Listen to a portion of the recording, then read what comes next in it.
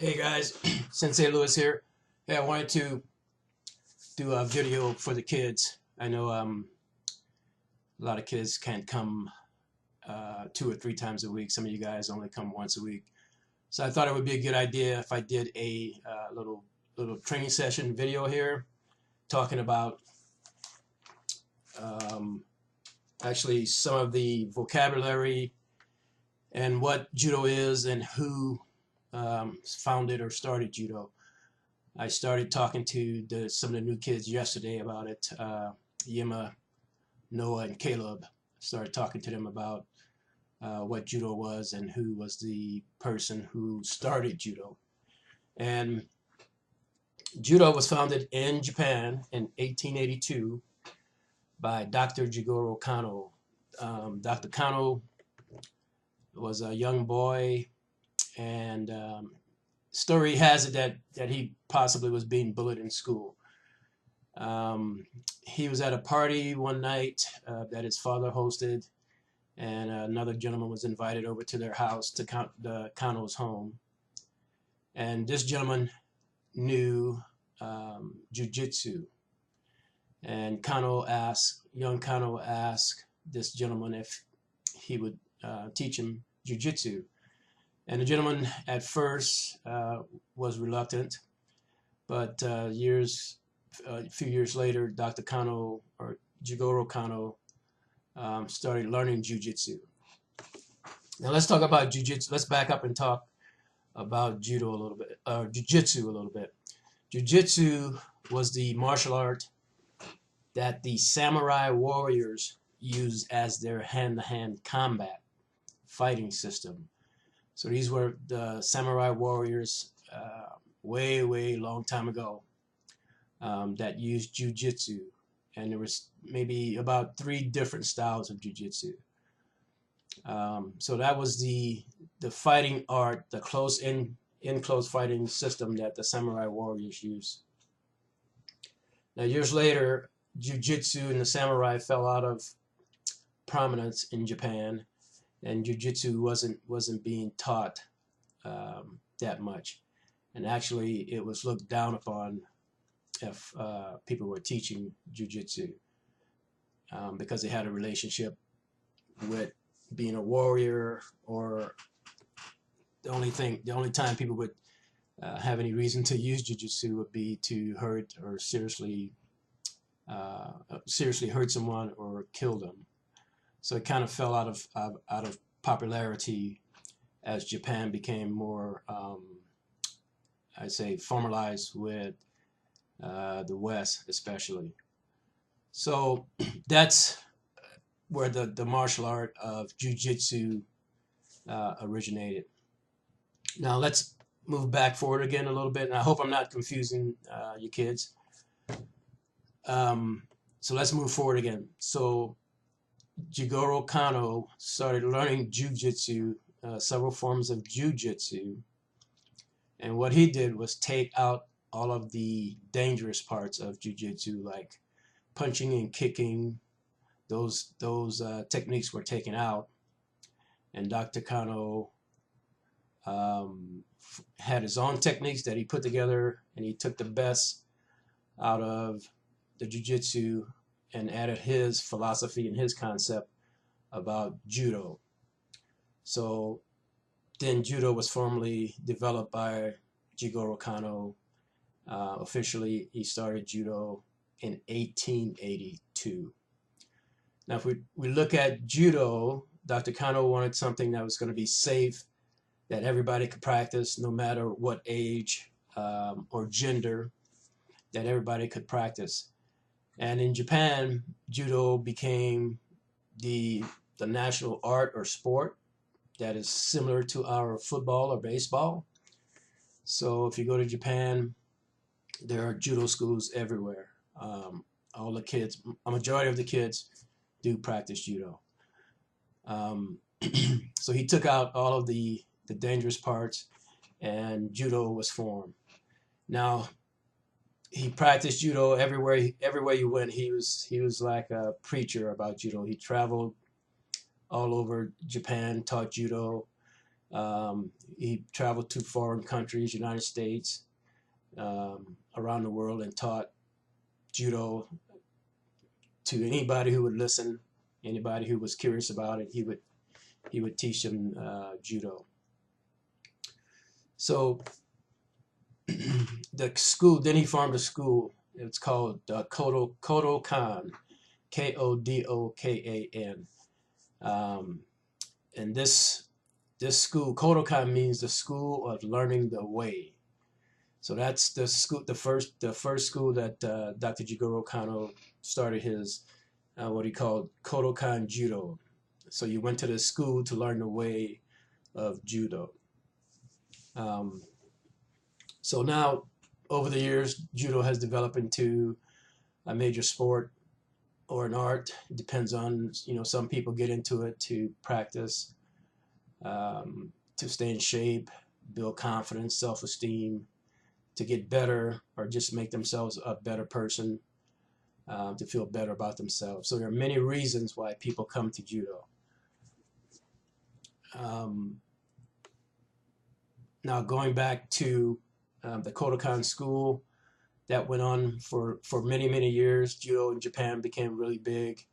And the way that judo was introduced to the United States was that our military servicemen, people who were in the military, would go over to Japan or Asian countries, and they picked up judo, and they were responsible for bringing judo back to the United States. So that's, and again, I hope I'm not confusing you kids, but that's how judo got started, and that's the person that started judo. So judo was created by Dr. Jigoro Kano in 1882. The school that he founded was the Kodokan, okay? And judo was developed from jiu-jitsu. Okay, so let's go over some basic vocabulary and a little history about judo for you guys. The material I'm going over is actually the material that's going to be on when you get to your yellow belt test for in the future. So these are things, some of you may have retained these words. We talk about it a lot in judo class, so many of you will recognize it. I will make copies of this information and hand out to you guys, and I want you to put it into your folder. So let's get in the habit of any information or literature papers we get from judo school. I want you to put it in your judo folder, okay? All right, so let's go over some of the terms. So what is the name of your judo association? This is the United States Judo Association. This is the governing body for our school. We are a charter club of the United States Judo Association, okay? This is a governing body that certifies and validates your rank. So when you get promoted, let's say you're going to get promoted to yellow belt, and if you were to leave for any reason, leave Utah and go somewhere else to another judo school, that judo school should still recognize your judo rank, because you have your judo card, membership card, and you have your judo certificate. All right. Okay. So who is the founder of judo? I just talked about that a few minutes ago. The founder of judo is Dr. Jigoro Kano. Dr. Jigoro Kano. Okay. What is the name of the school he founded? The name of the school he founded is called the Kodokan. And the Kodokan means the school for learning the way. The school for learning the way. And what is the year of the founding of Kodokan Judo? And that's 1882. 1882 was the year that the Kodokan was started. Okay, let's go over some Japanese vocabulary. Okay, teacher is sensei, right? You guys call me sensei. I'm the teacher, so I'm a sensei. You can say Sensei Lewis, or you can say Lewis Sensei. Both ways of pronouncing that are acceptable. Okay, sitting on your knees is seiza. Sitting cross-legged is anza. attention, kietsuke, bow, ri. Okay, falling methods or ways, break falling, when we practice falling. In Japanese, that's ukemi, ukemi. Off balance, we haven't, we covered this a little bit. You've heard me say, tell people don't have any kazushi. And what kazushi means is to off balance your opponent. To be successful at throwing your opponent, you have to break their balance. You have to break their balance and get them off their center line. And we'll talk about this later. But if you can break your opponent's balance, it's going to make it so much easier for you to throw them.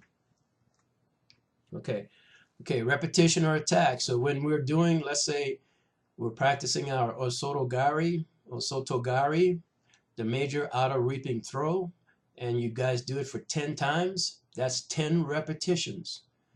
And the Japanese word for that is uchikomi, okay? All right, next one is the person receiving the technique is uke, U-K-E.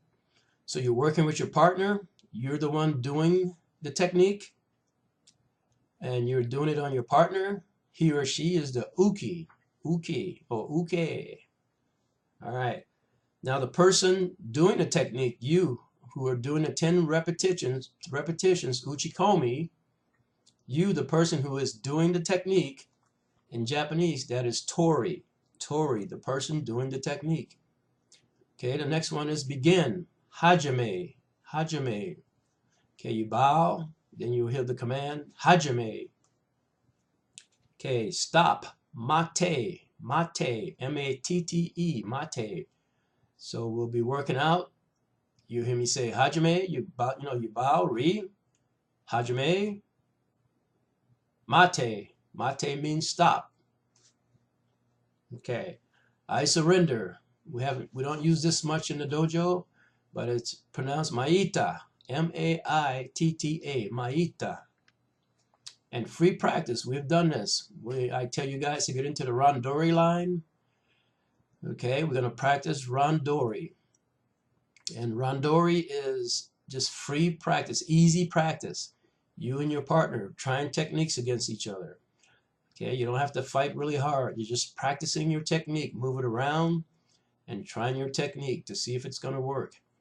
If there's anything that's not correct in your attacking technique, you and your partners talk to each other and you keep going. So randori is free practice or easy practice. It's not for the world championships or anything like that. All right. Okay. So we've covered everything we need to cover here for up to your black stripe and yellow belt. So that's it. Okay, guys. All right. So just a quick reminder. So anything you get, any paperwork or anything like that from me at the dojo, you should take it home and put it in your judo folder. So you'll have it. You can go back and look over it if you need to remind something, or when you are preparing for your judo, one of your judo exams, you can go back into your judo book and you can look at the information on the paperwork that you have. All right, guys. So that's it. If you got anything, let me know, parents, kids. If you have any questions, you can ask me at the dojo, or ask your parents to ask me, and we'll go over it. You guys know my email, phone numbers, and you can see me at the dojo. All right, guys. Have a good day.